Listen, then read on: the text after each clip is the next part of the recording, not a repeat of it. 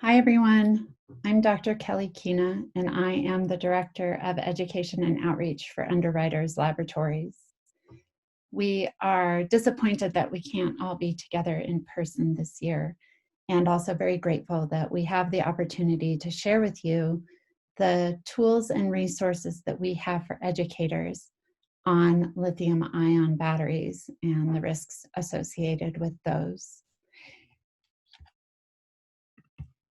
So last year when we met, we introduced everyone to our fire forensics module on our platform that we call UL Xplorlabs. This is a free platform available to anyone who comes to that site and has resources that are based on the safety science and research that is happening at Underwriters Laboratories. So today we will talk through two of those modules that are based on lithium-ion batteries, and I'll introduce you to those. And throughout, I'll show you some of the assets and resources available. We'll talk about what lithium-ion batteries are, where they are, which right now is everywhere. What are the trade-offs? What are the risks and benefits of their use? And how we test them for safety. And then, of course, at the end, I'll have a long list of resources for you to access at any time. So to get started, at Underwriters Laboratories, we have three parts of the work that we do. One is research, one is standards development, and one is education. All of the education that we do is based on the research and standards development that's done by our organization. In our first lithium-ion battery module that we created called Portable Electrical Power, we looked at the phenomenon of thermal runaway, and we investigated it through the current event at the time that were around hoverboards catching fire, and the standard that Underwriters Laboratories developed in response to that. So portable electrical power is very foundational. It really talks about the way that batteries work and the anatomy of those batteries, and also looks at some of the tests that we do. And I'll get into that in just a little bit. The second module that we have that focuses on lithium-ion batteries is our newest module, which I'm very excited about and excited to share with you. It's called Extraction to E-Waste, the Lithium-Ion Battery Supply Chain. So we know from the United Nations that e-waste is becoming one of the largest issues of concern that we face globally. And so this module looks at that issue, and it really takes off from where portable electrical power leaves off.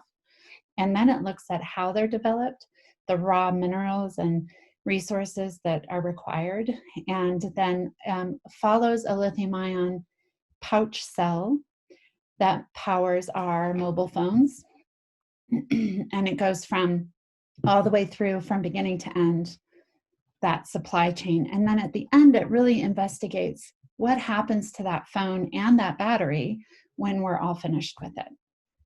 So for the rest of the presentation today, I'll really be pulling from both of those resources to share with you what we're doing, but then also hopefully help us all learn something as well. So what are lithium-ion batteries? I'm going to let one of our videos from Extraction to E-Waste explain. How batteries work. The lithium-ion battery is an energy storage device that can both charge and discharge energy. It works by moving lithium ions through an electrolyte, a liquid or a gel, from the negative electrode, the anode, to the positive electrode, the cathode.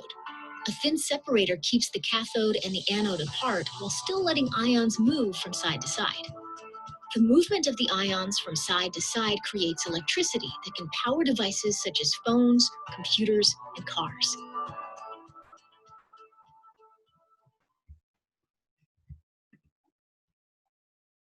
So in addition to those short videos and animations that we have provided as resources for educators and their students, we also have an issue of a magazine that UL produces called On the Mark. And in 2018, there was an issue dedicated to lithium-ion batteries. This is available as a PDF in the extraction to e-waste module. And it's also where this graphic was taken from that explains how the battery works and the parts of that battery.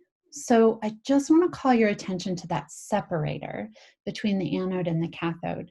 The separator blocks the flow of electrons inside the battery, and it is also where we see, if we see damage to that separator, it's where we see issues arise. So where are lithium-ion batteries? Well, they're everywhere. I'm looking around my desk right now and I see 6 lithium-ion battery powered devices. We have them everywhere in our homes and offices. And of course, in cities, we see that they are also rapidly proliferating. We see them everywhere. And so in the extraction to e-waste module, students can come into this graphic, they can click on one of these red buttons, and they can see what the device is that's powered by a lithium-ion battery. For example, there's drones, subway systems, buses, hoverboards, scooters, smartwatches, and on and on and on. And we see the list of devices growing and continuing to grow, including for travelers. So because they're so lightweight and hold a charge for so long, lithium-ion power has become quite popular in the ways that we move around in the world. What are the benefits of using lithium-ion batteries? Well, I spoke to 2 of these. That greater energy density makes them long-lasting. They are rechargeable. They are inexpensive, and they are lightweight. And so as we have become a more mobile society, our devices or our needs have become more mobile. And lithium-ion power has been a way to fuel that mobility. We see lithium-ion batteries as a way to store renewable energy, and especially when we think about safe and sustainable cities, when we think about sustainability, then renewable energy is a large component of that, and lithium-ion batteries have a big part to play there. We also see a reduction in the use and burning of fossil fuels, which has very large impacts on climate change and how we are combating climate change. We have more flexibility, and especially when we think about resilience in cities, often we're finding that mobile devices like electric vehicles can power homes in the event of a flood or an earthquake. And of course, this concept of smarter, more connected cities, where we have lots of devices in our homes and offices that are powered by lithium-ion batteries. Well, now we've talked about the benefits, so why they are so prolific in their use. And now let's talk about the risks. So there's always trade-offs. One of the risks that we see with lithium-ion power is called thermal runaway. This is a phenomenon where there is a rapid, uncontrolled increase in temperature that causes additional increases in temperature and doesn't always, but it can result in fire or explosion. And so I'll let our guides from Portable Electrical Power share the explanation of thermal runaway.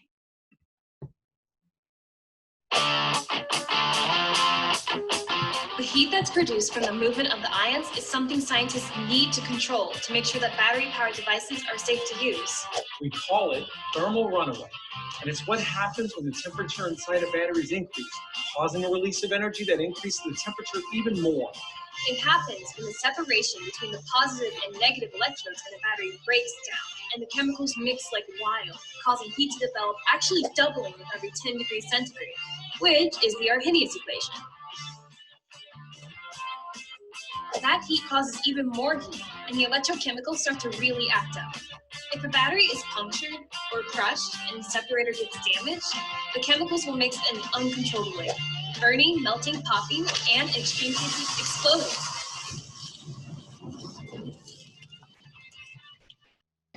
So what are some of the conditions that can contribute to thermal runaway or cause thermal runaway? One is device misuse, so dropping, crushing, puncturing. Another is non-certified batteries, and certified means that it's been tested to a standard and certified to that standard.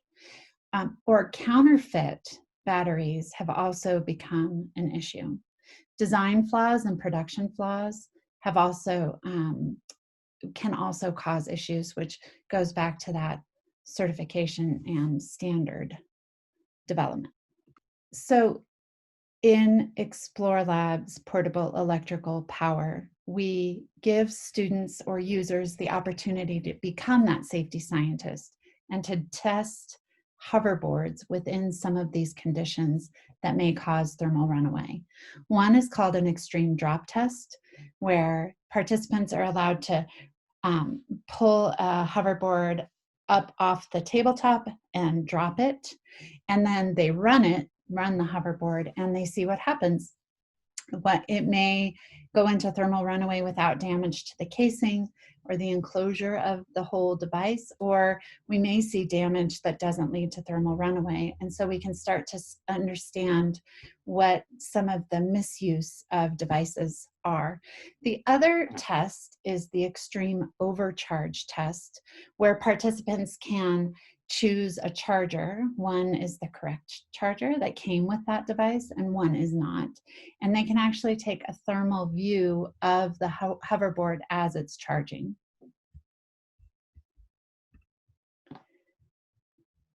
Other risks associated with lithium-ion batteries are transportation risks.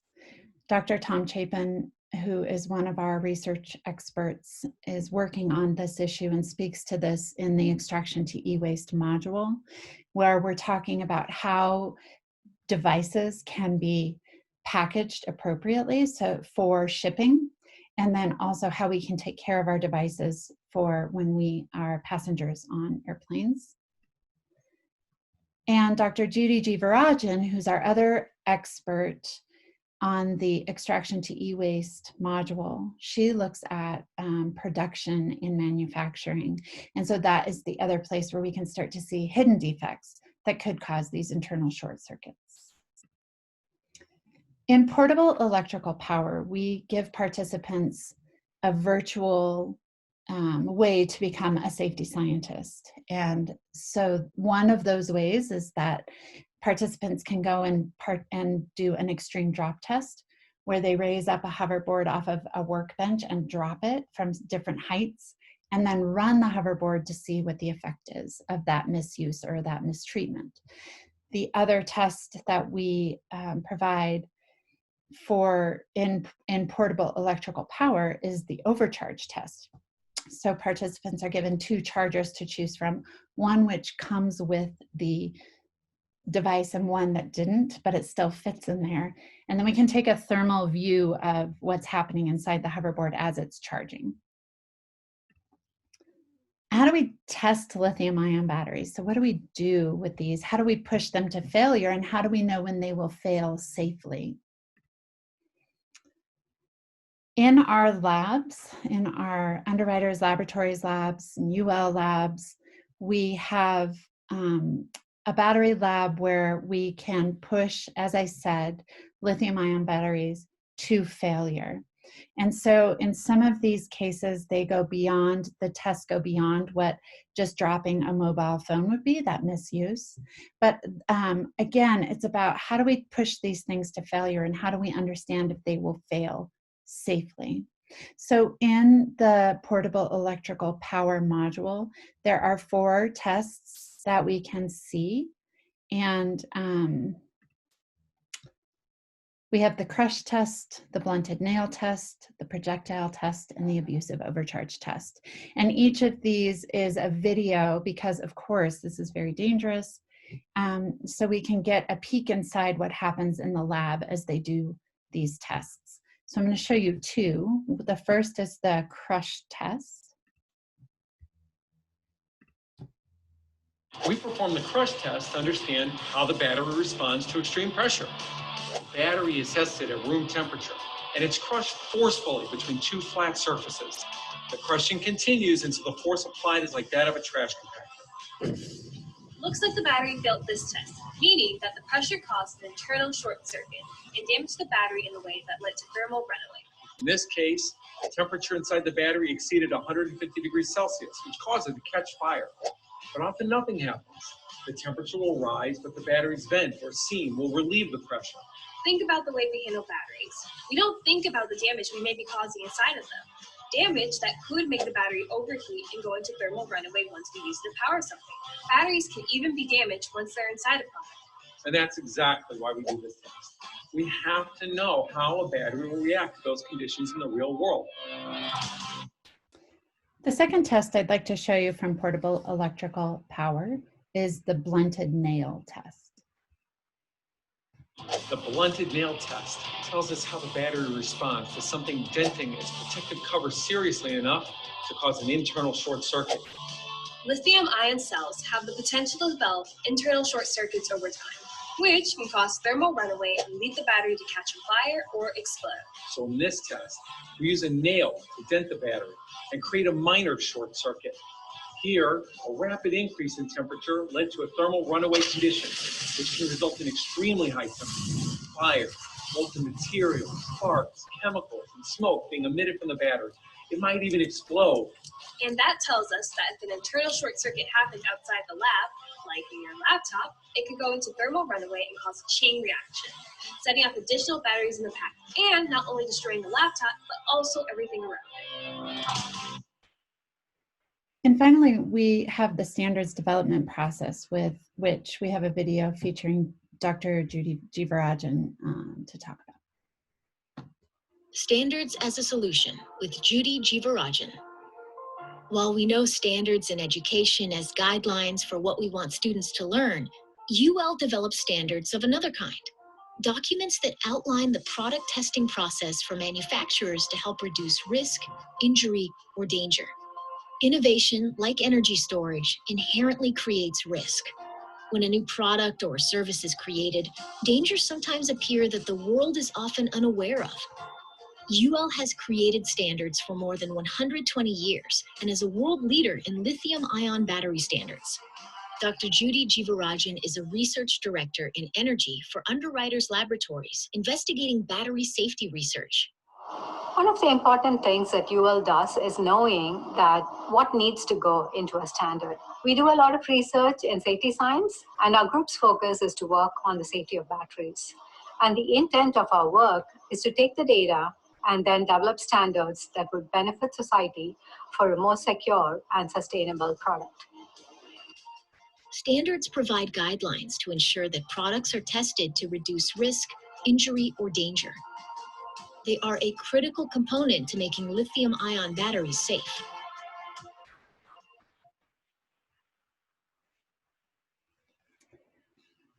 So where can you go to learn more? Hopefully we've piqued your interest.